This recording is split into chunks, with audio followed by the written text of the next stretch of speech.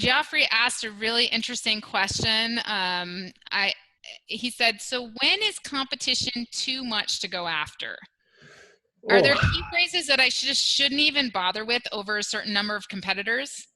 well, so And this, yeah, oh, go go ahead. ahead. No, I was going to say, so this comes down to like the launch, the pre-launch and the sourcing, like what we did last week. We talked about this.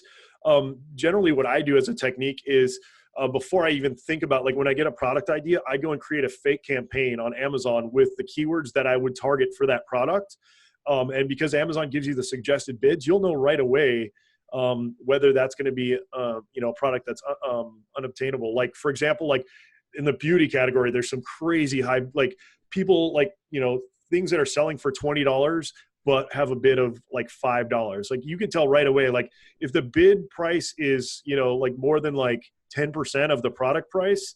I mean, I'm just throwing that number out there. That's not exact, but that's kind of like a 10-to-1 type ratio. If it's a lot more than that, you might want to be really cautious on sourcing that product, because to get the kind of traffic you need from PPC to make that product work is going to be really, really hard and expensive.